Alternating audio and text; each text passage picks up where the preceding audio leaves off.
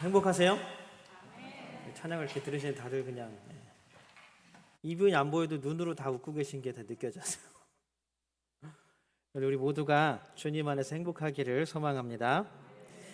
우리 함께 예배하는 모든 분들 주님의 이름으로 환영합니다. 주님께서 베푸시는 큰 은총이 우리 가운데 풍성히 또 가득하기를 주님의 이름으로 축복합니다. 우리 함께 예배하는 모든 분들과 인사 나눕니다. 사랑합니다. 축복합니다.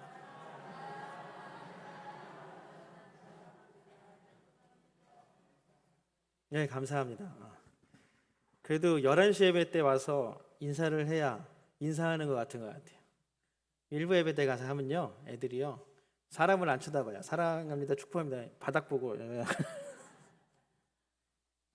바닥에 뭘 그렇게 붙여놨는지. 요즘 아이들은 바닥을 참 잘 보는 것 같아요.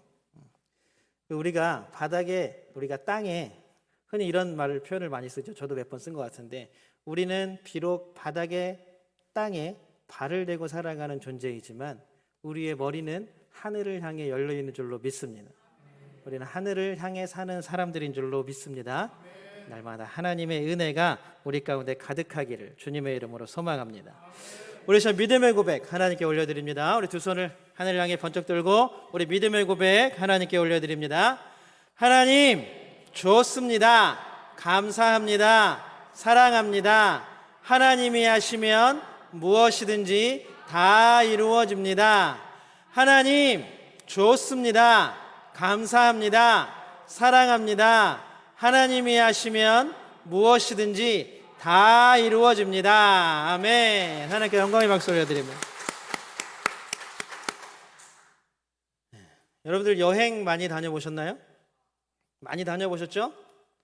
제가 좋아하는 김영하 작가, 이분은 이제 TV에도 많이 나오고 예능에도 많이 나오는 분이에요.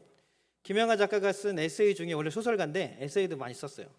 그 책 중에 여행의 이유라는 책이 있습니다. 여러분들 한번, 이 책은 제가 추천해 드립니다. 되게 쉬워요. 한번 집에서 그냥 가끔 저녁 때마다 아니면 시간 나실 때 조금씩 읽으시면 참 좋은 책인 것 같아요. 김영하 작가 여행의 이유라는 책이 있는데, 여행의 이유에 대해서 막 여러 가지를 막 써놨어요. 근데 제가 딱 보면서 제일 제 마음에 들어왔던 구절이 있습니다. 이 책을 보시면 101페이지인가 103페이지인가 제가 어떻게 확인을 못하고 했는데 아마 103페이지인가 그럴 거예요. 저희 그 중에서 제일 제 눈을 사로잡았던 문구, 제가 그 책에서 제일 마음에 들어하는 여행의 이유가 뭐냐 하면, 제가 한번 읽어드릴게요. 내가 여행을 정말 좋아하는 이유 중 하나는 과거에 대한 후회와 미래에 대한 불안, 우리의 현재를 위협하는 이 어두운 두 그림자로부터 벗어날 수 있기 때문이다. 여행하는 동안 우리는 일종의 위기 상황에 처하게 된다. 낯선 곳에서 잘 모르는 사람들 사이에서 먹을 것과 잘 곳을 확보하고 안전을 도모해야 한다. 오직 현재만이 중요하고 의미를 가지게 된다. 이게 이제 김영하 작가가 얘기하는 여행의 이유 중에 하나예요.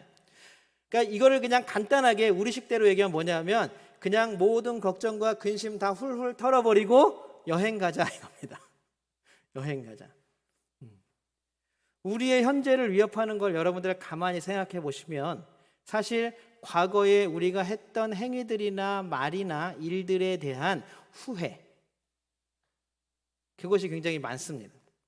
그 다음 앞으로 닥쳐올 일에 대한 걱정과 근심이 지금 우리 현재의 삶을 규정짓고 힘들게 하고 어렵게 만듭니다. 그렇지 않은가요? 김영하 작가는 이것을 두 그림자, 우리의 현재 삶을 위협하는 두 그림자라고 규정합니다. 이것들을 다 벗어버리는 거예요. 여행 가면 당장 지금 김영하 작가 여행을 다니는 걸 여러분들 보시면요, 그냥 카메라 하나 들고 배낭 하나 짊어지고 막 다녀요. 옛날에 보니까 EBS인가요? 거기에서도 이제 김영하 작가와 같이 다큐멘터리를 찍었어요. 유럽 여행 다니는 거를.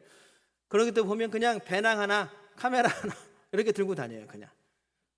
그러니까 오늘은 뭘 먹지? 오늘은 어디서 자야 하지? 라는 게 이 사람에게는 현실적인 가장 크고 지금 현재 닥쳐있는 가장 급박한 고난이고 어려움이기 때문에, 우리가 과거에 뭔 일을 해가지고 후회하면서 막 밤에 자면서 이불을 막 발로 막 차는 그러한 후회나 아니면 미래의 이 일을 어떻게 하지 하는 걱정과 근심에 여유를, 눈길을 둘 시간이 없다라는 것입니다.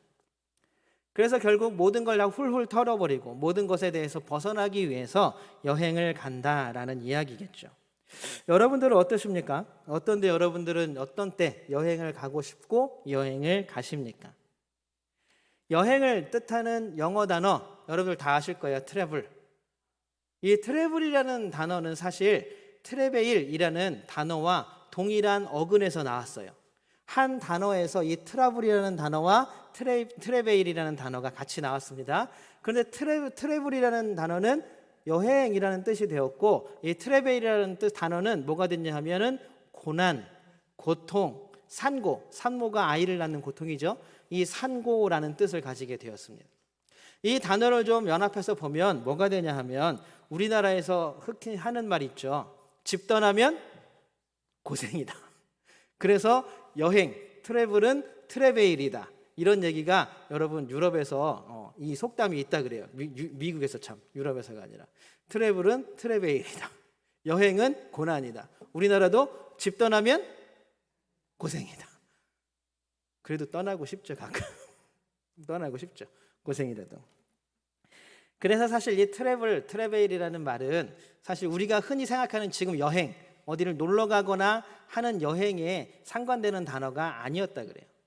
불과 300년 전만 해도 이 트래블이라는 단어는 어떻게 쓰였냐 하면 순례라는 단어에 원래 더 적합한 단어였다 그래요. 우리는 필그림이라 그러죠.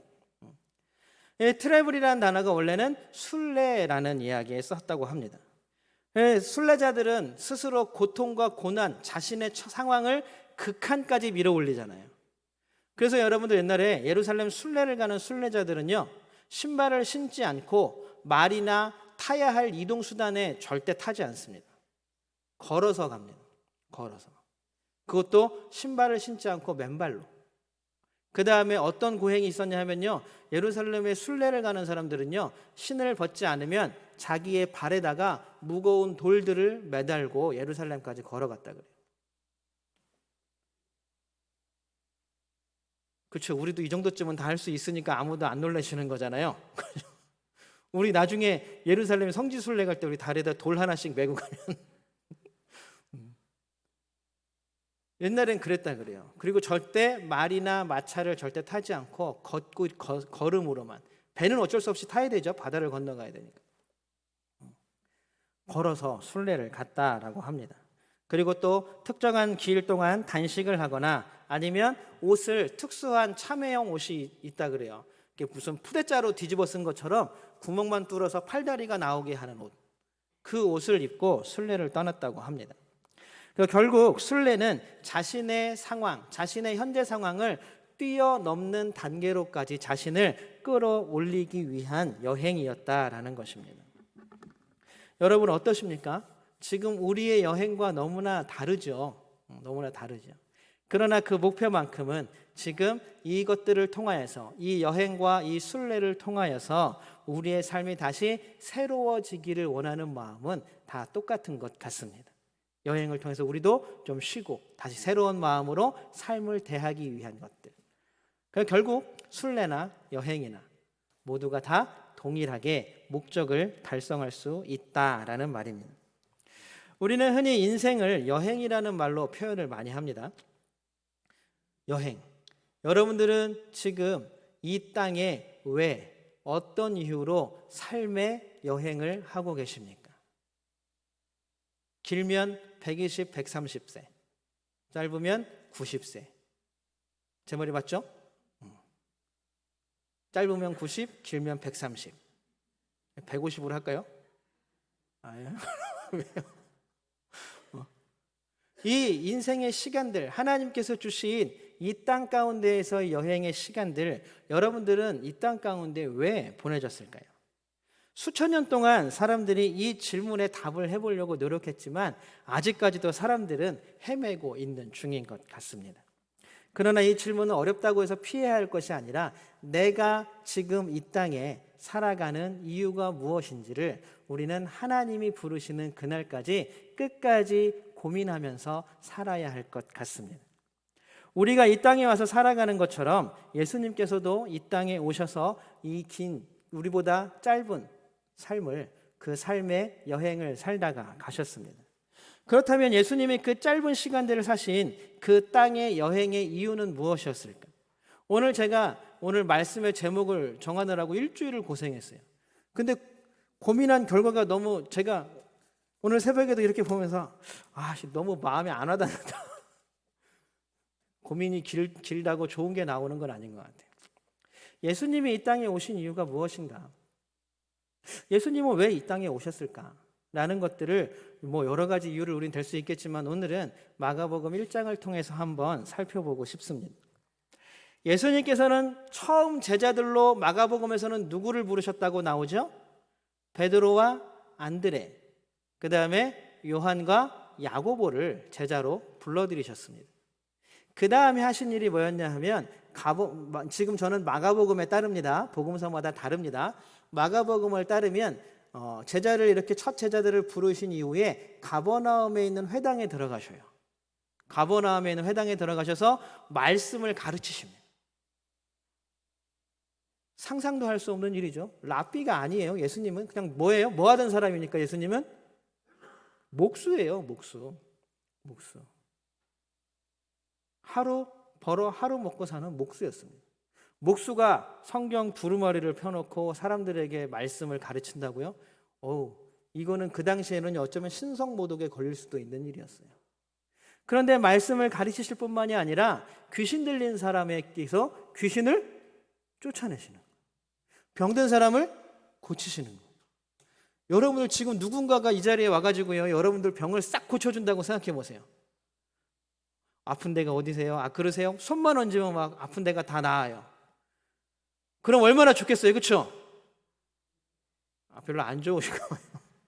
얼마나 좋겠어요. 지금 아픈 데가 우리 막 쑤시는 데가 아픈 데가 수술해야 될 데가 수술한 데가 손만 대면 막 다 나아요.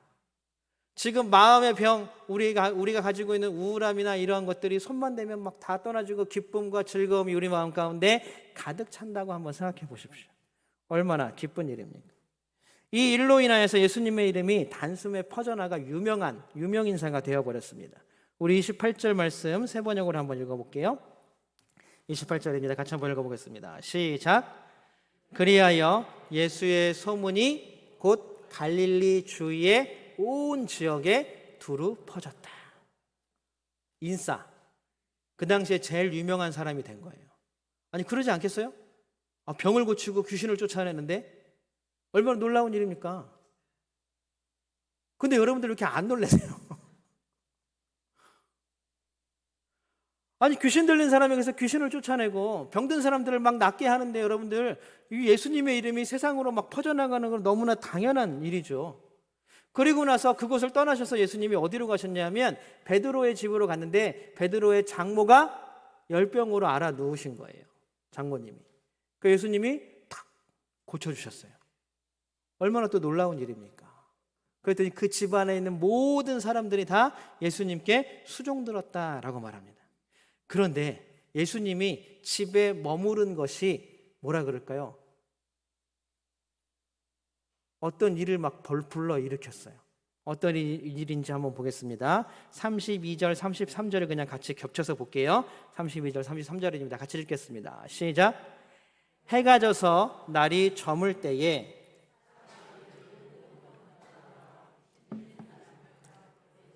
데리고 왔다. 그리고 온 동네 사람이 문 앞에 모여들었다. 아멘. 사람들이요, 이름이 널리 펴진 이제 예수님 때문에 어떻게 해요? 몰려들었어요. 막 베드로의 집 앞으로 막 몰려들었어요. 사람들이, 동네 사람들도 모여들고 병든 사람들도 모여들고 얼마나 많은 사람들이 그 베드로의 집 주변에 몰려들었는지 몰라요. 자, 그런데 여기서 우리는 예수님의 첫 번째 제자들에게 주목해야 됩니다. 얼마나 마음이 막 들떴을까요? 우리가 선생님으로 삼기로 한 예수님 소문이 확 나니까 사람들이 다 몰려들기 시작했어요. 자, 지금 유명해진 거는 누굽니까? 예수님이잖아요. 근데 마치 자신들이 유명해진 것처럼 막 기분이 업이 됐어요. 엄청 좋아졌어요. 이러다가 우리도 유명한 사람 되는 거 아니야? 야, 예수님만 따라다니면 우리도 야 잘하면 막 사인 받으러 오겠는데 얼마나 마음이 막 두근두근하고 막 뛰겠어요. 우리나라 속담에 무슨 속담이 있습니까? 원님 덕에 나팔분다. 원님 덕에 나팔분다. 그런데도요, 이 제자들은요, 마음이 막 나중에 우리가 성경을 계속 읽다 보면요, 베드로가 어디까지 갔냐 하면요, 예수님이 자신의 뜻을 밝히는데도요, 예수님, 우리 한번 같이 말씀 시간에 나눴었죠. 예수님 멱살을 잡고 막 흔들어요. 내 뜻대로 해야지 왜 예수님 뜻대로 하냐고. 이게 뭐냐면 지금 베드로가 엄청 업된 거예요. 예수님의 위치가 지금 내 위치가 예수님의 위치처럼 된 것처럼 생각을 하는 거예요. 어우야. 근데 여러분, 우리가 살아가는 지금 이 시대에도 마찬가지입니다. 우리들의 위치가 예수님처럼 됐다고 생각하는 사람들이 참 많은 것 같아요. 어제도 보니까 뉴스에 나오는 분 중에 한 분 또 그런 분 계시던데, 우리도 자기의 위치가 예수님 같은 거예요. 자기 위치가 하나님 같은 거예요. 그런데 정말 그럽니까? 그렇지 않습니다. 병과 귀신은 사람들 속에 들어와 그의 영혼을 조각내어 버립니다. 그의 삶을 완전히 파탄내 버립니다. 그런 의미에서 육체적인 질병이나 마음의 질병이나 마찬가지로 삶을 파괴하는 것은 동일합니다. 귀신은 현대사회에서 마음의 질병을 이야기하고요, 육체적인 질병은 제가 지금 이렇게 보니까 안 아프신 분들이 하나도 없으신 것 같아요. 우리가 가지고 있는 그 질병입니다. 우리 수요 예배 때마다, 금요 기도회 때마다, 새벽마다 우리 질병을 위해서 같이 기도하잖아요. 그 질병 말입니다. 어쨌든 육체적인 질병이나 마음의 질병이나 귀신 들린 거나 그 사람의 삶을 완전히 조각내어버리고 파탄내어버리는 거는 너무나 당연합니다. 우울과 짜증, 미움과 다툼, 시기와 포기가 우리의 삶을 망치는 것처럼 이 모든 것들이 다 마음의 질병입니다. 그 중에 가장 고치기 힘든 것이 뭐냐면 바로 교만입니다. 내가 하나님의 위치까지 올라갔구나. 미국 정신보건센터에서는요, 전 세계 사람들의 80%가 지금 현재 정신질환을 앓고 있다라고 판정합니다. 그 중에서도 제일 많은 게 우울증을 앓고 있다라고 말합니다. 세상은 막 엄청 발전했잖아요. 여러분들 요새는요, 핸드폰 하나만 가지면요, 버스도 타고요, 결제도 하고요, 뭐든지 다 살 수 있어요. 여러분 이런 시대를 상상이나 해보셨어요? 저는 어렸을 때 그림 일기로 그려봤어요. 제 증거를 대줄 수도 있어요. 서울에 집에 있어요. 그런데도요, 사람들의 우울증은 점점 더 깊어만 갑니다. 사람의 마음의 질병들은 점점 더 확대되어지고 더 깊어질 뿐입니다. 이런 시대를 살아가고 아프지만 해결되지 않는 문제들을 끊임없이 안고 살아가는 게 현대의 사람들입니다. 그 사람들이 지금 우리 주변에 널려 있는 거예요. 예수님의 소문이 나자마자 많은 사람들이 예수께 다가왔잖아요. 달려왔잖아요. 다 이 똑같은 이유 때문에 그렇습니다.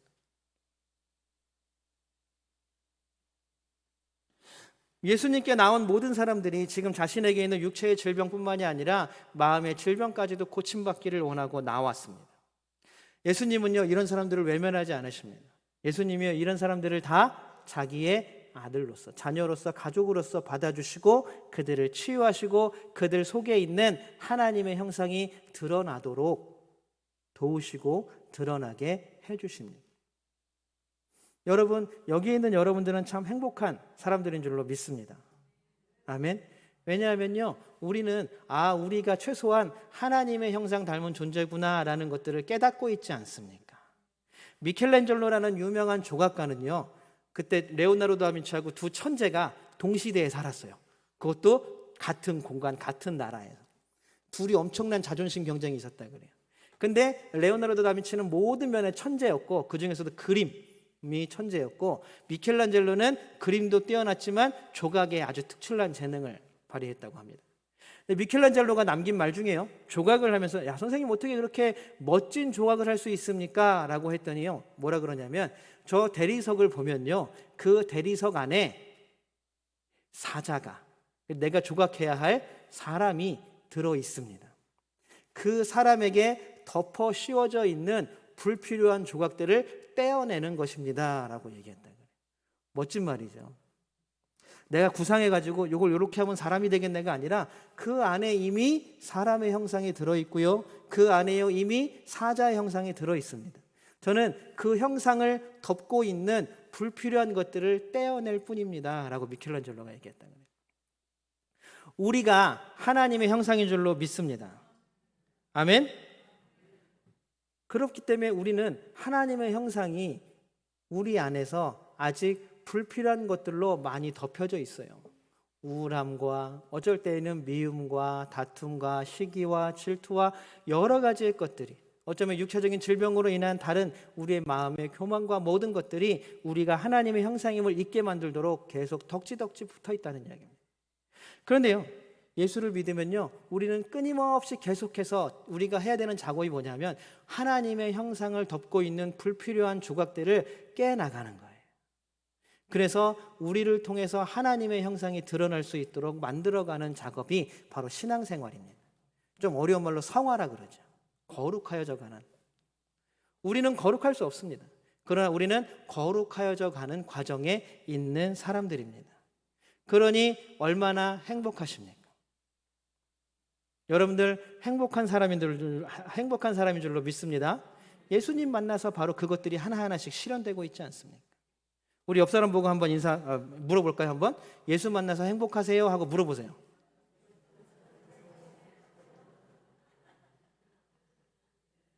방금 지금 누가 아니요 하신 것 같은데?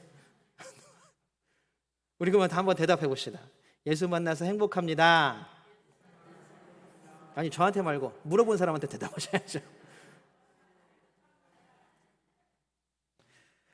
이 행복이 우리의 믿음의 행복이 되기를, 또 영원하기를 주님의 이름으로 소망합니다. 제자들은 지금 이런 분위기 속에서 자신들의 어깨가 막 이만큼 올라가 있는 거예요. 와, 예수님과 나하고는 동급인 것 같아요. 사람들이 우리도 예수님을 같이 다니니까 우리도 같이 보는 거잖아요. 여러분 친구들 중에 이렇게 모여서 다니잖아요. 친한 친구들 중에 잘생긴 친구가 하나 있으면 마치 나도 잘생긴 것처럼 느껴질 때가 있어요. 다른 사람들은 그렇게 안 보는데 나 스스로. 그게 저는 절대 아닙니다.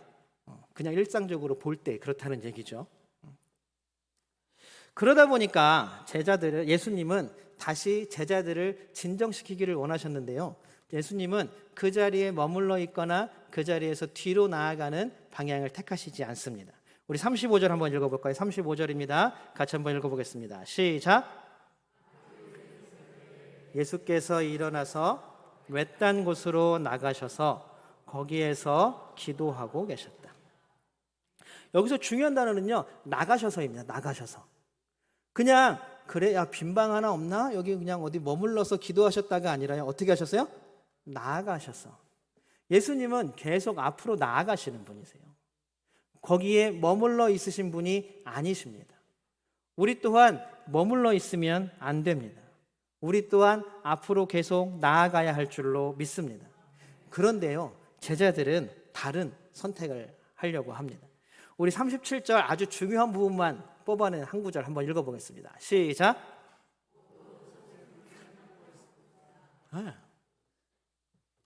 나아가서 홀로 기도하고 계신 예수님께 와서 제자들이 한다는 말이, 사람들이 찾아요. 빨리 가셔요. 사람들이 예수님 왜 찾아요? 환호잖아요. 환호. 예수님. 여러분 갈릴리에서 예루살렘까지 예수님을 쫓아온 사람들이 얼마나 많은지 몰라요. 물론 제자들의 이름은 12명만 딱 하고 언급했지만 누가복음에서 보면 파송된 제자가 70명이라 그러죠. 전도하러. 그 다음에 마가복음의 뒤에 보면은 예수님을 따라온 여성들의 이름들이 쭉 나열됩니다. 그러니 그 외에도 나열되지 않은 사람들이 얼마나 많은지 모릅니다. 그 예수님은 그러나 그 자리, 자신이 성공하고 환호한 자리에 머물러 있지 않으십니다. 그런데 제자들은 그 자리에 머물러 있고 싶어 해요. 제자들이 생각할 때에는 이미 할 일 끝난 거예요. 그냥 그 자리에서 영광을 누리면 될 것 같아요. 야, 사람들이 이제는 우리 여기 딱 예수님 여기도 본부를 딱 정하고 우리 여기서 우리끼리 잘 살면 되지 않겠습니까? 사람들이 우리를 존경하고 우리를 환호하는데 여기 머물러 삽시다. 바로 그 모든 말에 함축되어 있는 이야기입니다. 그러나 예수님은 이미 그곳에서의 사역은 끝났습니다. 모였던 사람들은 육체와 마음이 치유를 받고 건강해졌습니다.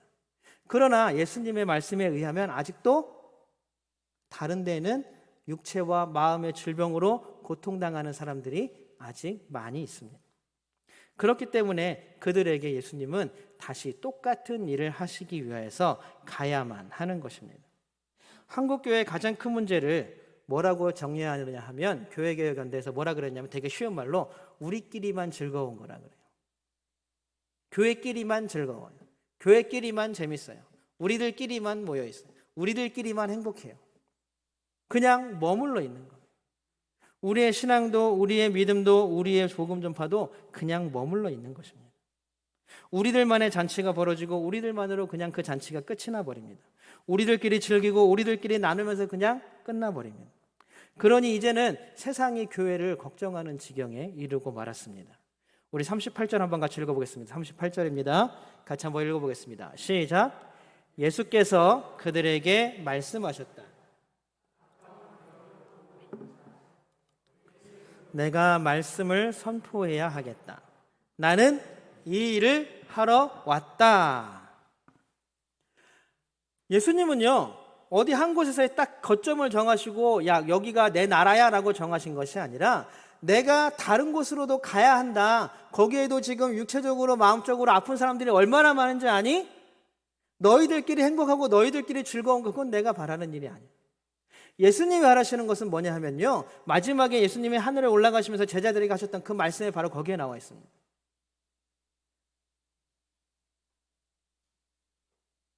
예수님은요, 예수님의 놀라운 복음의 소식이 온 세상 끝까지 전파되기를 원하시는 거예요. 세상에 아직도 수많은 사람들이 질병과 마음의 질병으로 인하여서 고통당하고 아픔 가운데 있다는 사실입니다. 그런데 우리만 행복하고 우리만 즐겁다고? 야, 그건 아니에요. 그래서 오늘 예수님께서 말씀하시는 게 뭐냐 하면 우리 38절 그 하나만 딱 집어낸 게 하나 있어요. 38절에 한번 보여주세요. 맨 마지막 PPT입니다. 한번 읽어보겠습니다. 시작. 가까운 고을로 가자. 다녀올게. 갈게. 너희들은 그냥 거기에 있어가 아니라 뭐라고요? 가자예요. 가자.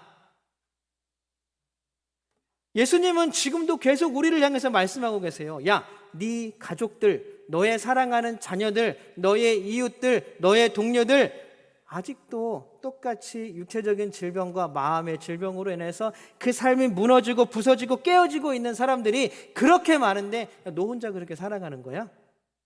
함께 가자. 너의 가족에게 가자.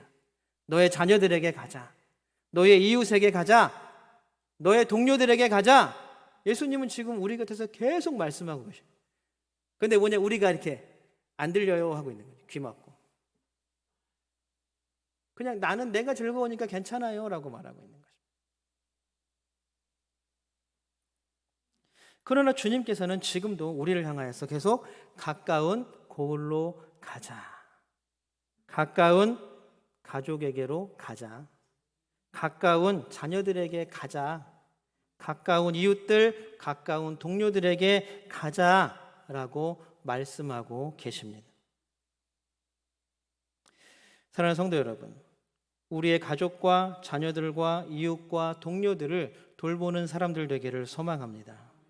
그 길이 여러분 어렵다고 생각하십니까? 힘들다고 생각하십니까? 내가 교회 얘기하면 쟤 나랑 안 놀아줄 거야. 야, 내가 교회 가자는 얘기하면 아마 한 달은 안 볼걸?